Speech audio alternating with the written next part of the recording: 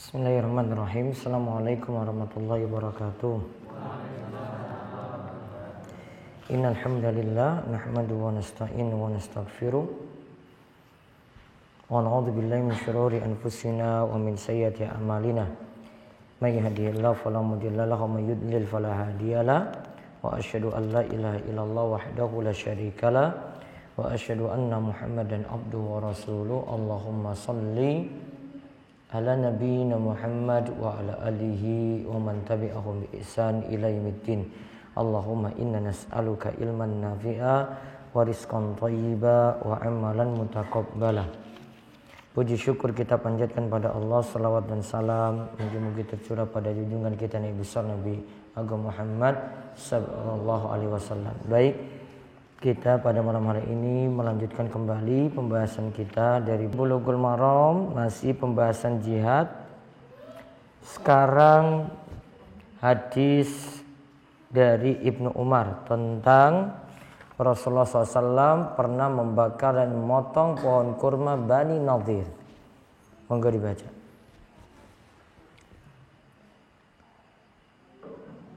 Dari Ibnu Umar radhiyallahu anhu, dia berkata, Rasulullah SAW pernah membakar dan memotong pohon kurma Bani Nadhir. Muttafaqun alaih. Baik. Sekarang kita lihat Rasulullah SAW pernah membakar dan memotong kurma Bani Nadhir. Di sini maksudnya Rasulullah SAW memerintahkan. Kalimat Rasulullah SAW membakar dan memotong maksudnya beliau memerintahkan. Beliau memerintahkan sahabatnya untuk membakar dan memotong, bukan Rasul Shallallahu Alaihi Wasallam yang turun tangan langsung. Siapa Bani Nadhir? Bani Nadhir itu kabilah besar dari kabilah Yahudi. Kabilah besar dari kabilah Yahudi. Berarti agamanya itu Yahudi. Di mana Yahudi ini dulu berada di dekat sumur kecil di sebelah selatan dari Masjid Quba. Di sebelah selatan dari Masjid Quba.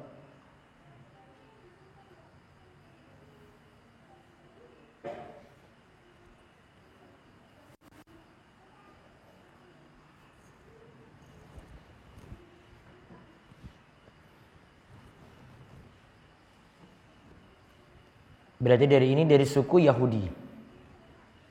Jadi ada sekeliling Nabi SAW, kalau musuh-musuh beliau ada dari kalangan orang musyrik, ada dari kalangan ahli kitab, diantaranya di sini dari orang Yahudi. Yahudi itu disebut Yahudi berasal dari kata al-Yahud, itu dari kata al-Huda.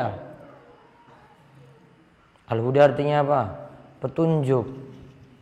Dikarenakan orang Yahudi mengklaim diri mereka berada di atas petunjuk daripada yang lainnya. Berada di atas petunjuk daripada lainnya. Kalau Nasrani atau Nasoro berasal dari kata Nasoro yansuru, menolong. Karena mereka mengatakan nahnu ansarullah. Kami adalah penolong agama Allah. Kalau Yahudi tadi apa? Kami yang berada di atas petunjuk. Kalau Nasrani, kami itu penolong agama Allah. Padahal kenyataannya dua-duanya tidak demikian. Dan tadi Nabi SAW juga memotong. Di sini maksudnya beliau memerintahkan sahabat untuk memotong pohon,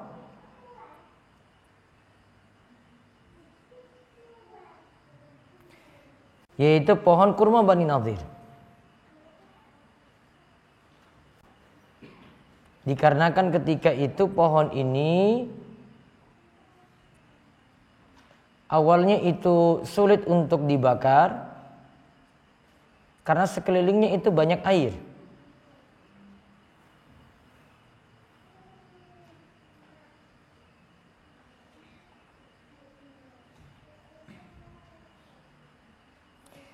Nah, dari hadis ini kita dapat simpulkan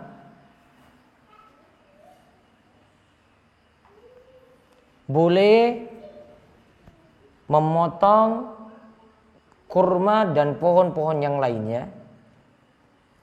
Boleh memotong pohon kurma dan pohon-pohon yang lainnya serta membakarnya ketika perang. Dengan tujuan untuk melemahkan musuh. Dengan tujuan untuk melemahkan musuh.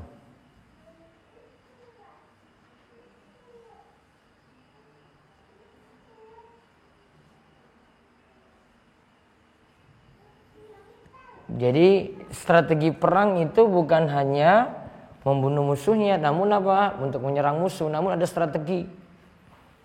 Tadi sekeliling pohon itu terdapat apa tadi? Air banyak. Nah, pohonnya kan ditebang. Kan itu lemahkan mereka itu. Kalau terjadi perang terus, maka pasti akan kalah.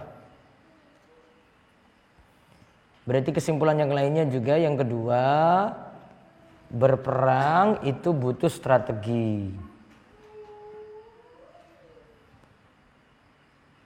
Jadi bukan asal-asalan perang saja. Oh, saya berani maju gitu.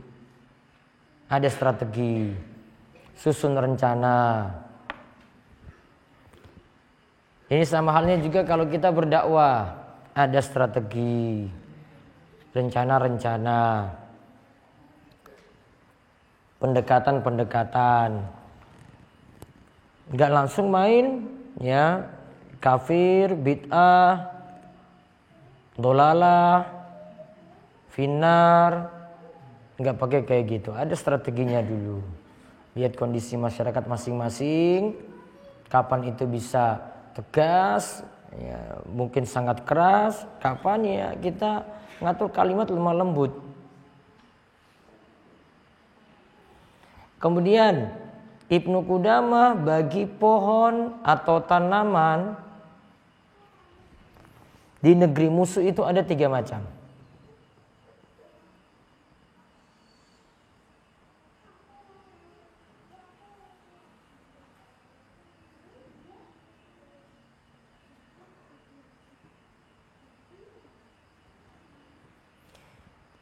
Di negeri musuh itu ada 3 macam. Yang pertama, jenis pohon yang ada hajat jika dihancurkan.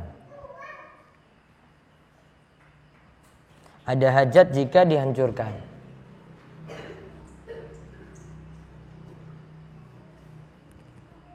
Bisa jadi pohon tadi itu menghalangi untuk berperang. Tanaman ini banyak sekali nih halangi nih. Bisa jadi juga halangi jalan. Untuk jenis pohon pertama ini boleh dihancurkan atau boleh ditebang atau dibakar.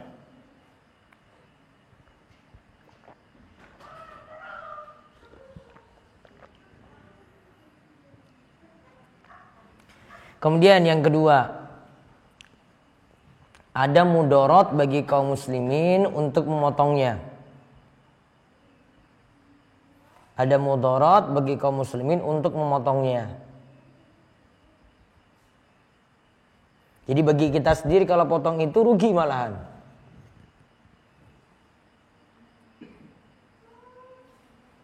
Misal, pohon itu dapat dimanfaatkan untuk makanan, tempat berlindung.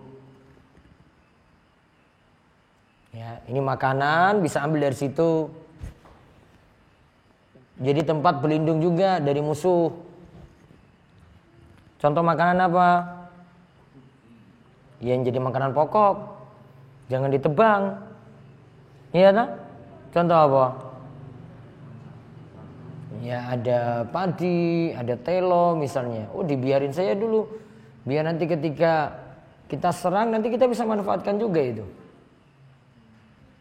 Maka di sini hukumnya haram untuk memotongnya. Yang kedua ini haram untuk memotongnya. Karena jadi doror atau mudorot bagi kita.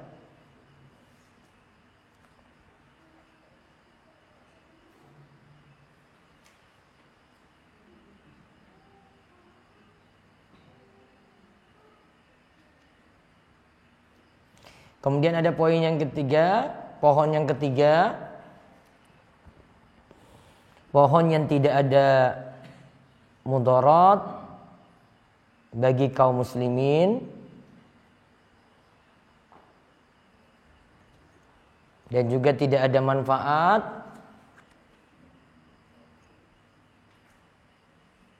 bahkan bisa melemahkan musuh atau orang kafir. Bahkan bisa melemahkan musuh atau orang kafir.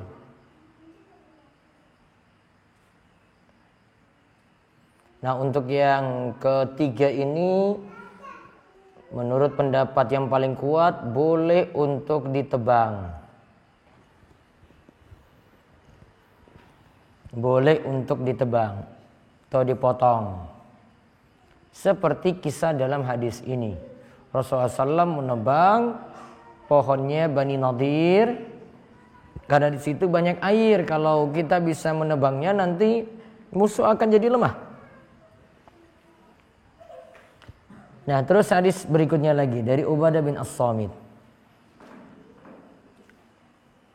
Dari Ubadah bin Samit radhiyallahu anhu dia berkata, Rasulullah sallallahu alaihi wasallam bersabda, janganlah kalian berkhianat terhadap harta rampasan perang sebelum dibagi.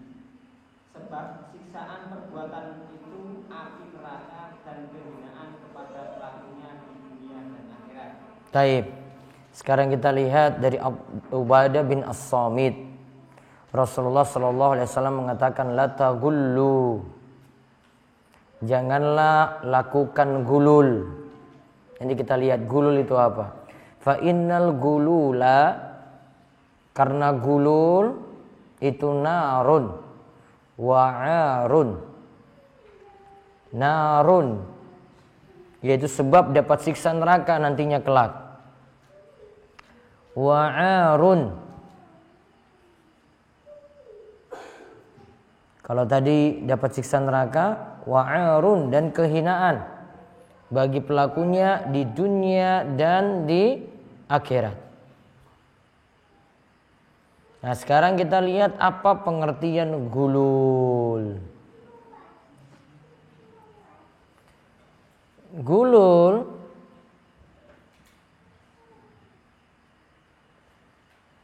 adalah orang yang berkhianat terhadap harta rampasan perang atau ghanimah.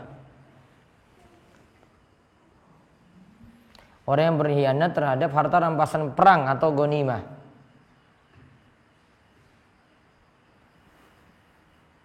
Di mana dia menyembunyikannya.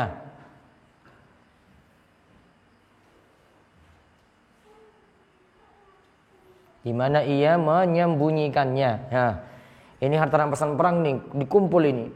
Namun ada satu atau dua orang yang ngambil, sembunyikan harta tadi tanpa beritahu kepada pemimpinnya di situ. Maka itu dikatakan itu harta gulul atau harta khianat. Haram enggak berarti? Haram atau tidak? Haram. Berarti ditulis harta gulul itu haram. Karena dihasilkan dari khianat. Nah, faedah yang bisa kita ambil.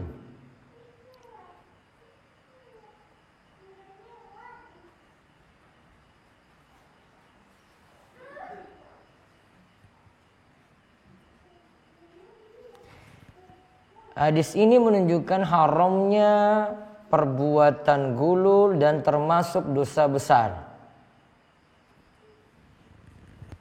Haramnya perbuatan gulul dan termasuk dosa besar.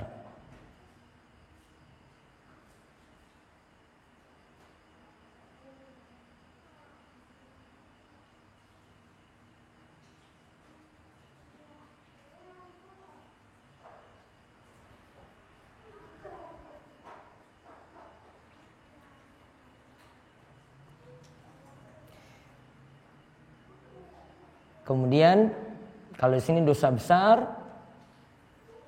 berarti harus tobat itu orang yang lakukan. Nah di sini pernah, faedah berikutnya juga, pernah Rasulullah SAW melarang menyolatkan orang yang melakukan gulul. Walaupun cuma mengambil sebesar 2 dirham. Walaupun mengambil sebesar 2 dirham. 200 dirham itu sekitar 6 juta. 6 juta. Terus dibagi 2 dirham berarti dibagi 100. 6 juta bagi 100. Nolnya hilang 2 berarti berapa? 60 ribu. Ya, cuma karena ngambil ya 2 dirham senilai 60 ribu rupiah. Atau ya dekati 50 ribu sajalah. Itu saja sudah kena masalah. Di sini ada ceritanya gini. Zaid bin Khalid radhiyallahu anhu, ia katakan bahwasanya ada seorang dari sahabat Rasulullah SAW meninggal pada perang Khaybar. Maka para sahabat ceritakan pada Rasulullah SAW. Maka ketika itu dikatakan, "Shallu ala sahibikum." Salatlah untuk sahabat kalian. Kemudian orang-orang ketika itu semua wajahnya berubah. Kemudian Nabi SAW itu katakan, "Inna sahibakum ghalla fi sabilillah." Ya, Nabi SAW katakan, ya, sahabat kalian ini telah melakukan gulul ketika perang di jalan Allah. Maka ketika itu mereka cari-cari, ternyata dapatkan satu perhiasan dari orang Yahudi ketika perang. Berarti diambil perhiasannya orang Yahudi ketika perang, harta ghanimah, dan itu nilainya tidak sama dengan 2 dirham. Artinya tidak lebih dari 2 dirham. Berarti di bawah 50 ribu. Itu saja sudah jadi masalah besar.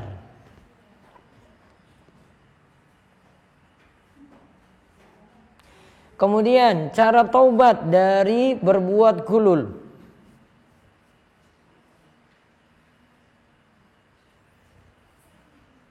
Cara taubat dari berbuat gulul adalah mengembalikan harta tadi.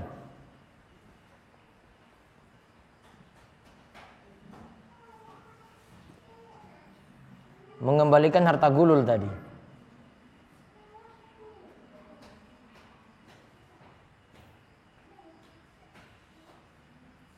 Kemudian faedah yang berikutnya lagi. Ini katakan oleh Syekh Abdul Fauzan, beliau katakan, setiap orang yang mengambil harta dengan jalan khianat maka termasuk gulul.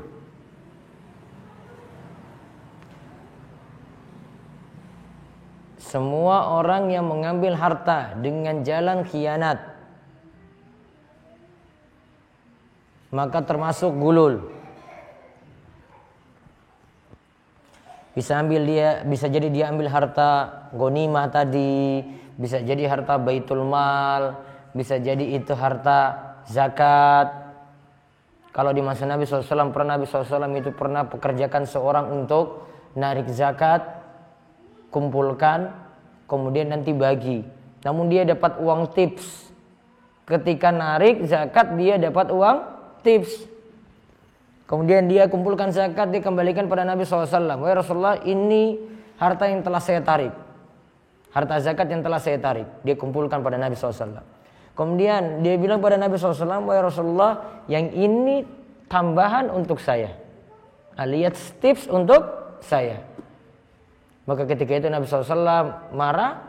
Nabi naik mimbar, kemudian Nabi SAW itu sampaikan, coba kalau orang tadi cuma nongkrong saja di rumahnya, mungkinkah dia dapat harta tadi? Dapat atau tidak? Enggak.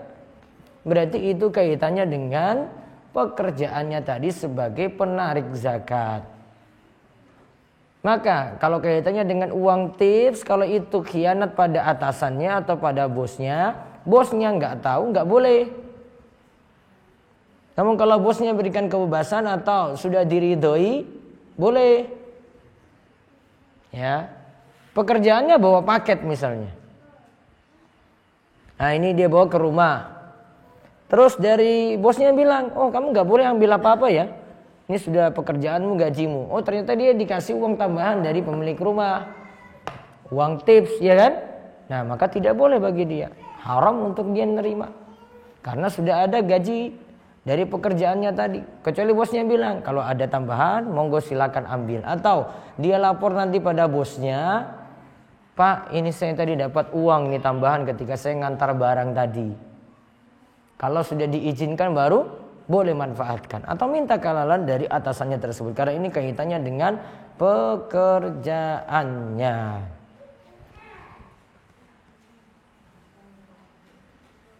Wallahu a'lam bishawab. Jadi kaidah terakhir itu manfaat sekali. Setiap harta yang diambil dengan jalan khianat maka disebut gulul. Wallahu a'lam bishawab.